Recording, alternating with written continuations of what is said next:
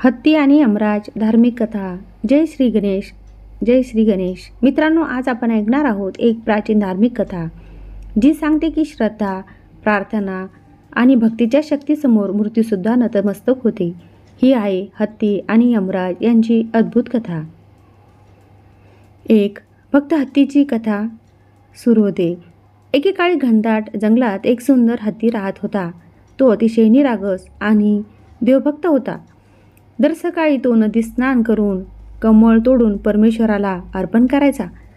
तो नेहमी म्हणायचा, माझ्या जीवनात जे काही आहे ते सर्व प्रभूच्या कृपेनेच आहे. पण एक दिवस एक क्रूर सिंह त्याच्यावर झडप घालतो. मोठा संघर्ष होतो, पण शेवटी हत्ती थकतो.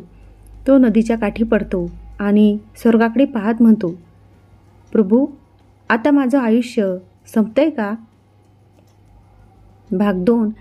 यमराजाचं आगमन. त्या क्षणी आकाशात एक तेजस्वी प्रकाश दिसतो. तो म्हणजे यमराज. ते त्याच्या म्हशीवर बसून हातात पाश घेऊन आले होते. यमराज म्हणाले, हत्ती, तुझं आयुष्य संपलं आहे. चल माझ्यासोबत.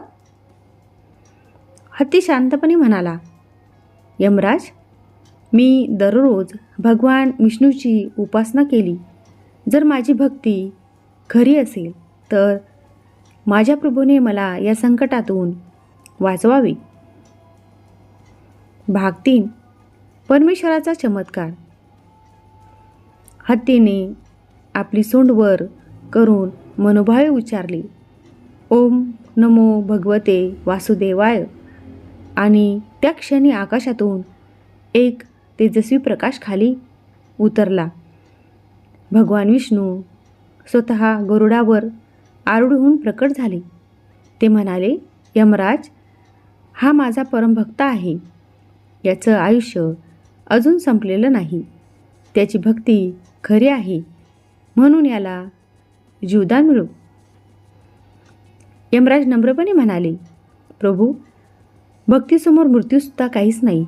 आणि त्यांनी पाश मागे घेतला.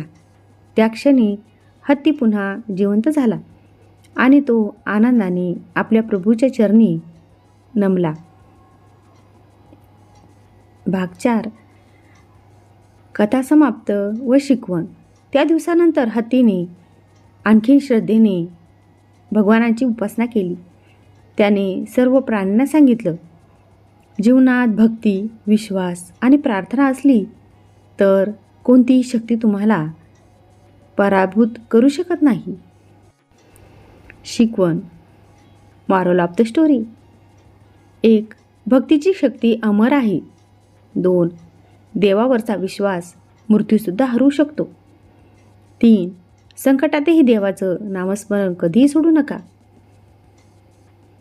मित्रांनो, जर तुम्हालाही श्रद्धेच्या या कथेचा संदेश आवडला असेल तर व्हिडिओला लाईक करा, शेअर करा आणि चॅनलला सबस्क्राईब करा, कारण भक्तीचा संदेश प्रत्येक हृदयात पोचायला हवा. जय श्री विष्णू. जय श्री स्वामी समर्थ. हा व्हिडिओ कसा वाटला कमेंट बॉक्समध्ये नक्की कळवा. उद्याला पुन्हा भेटूया एका नवीन व्हिडिओसह. थँक्यू.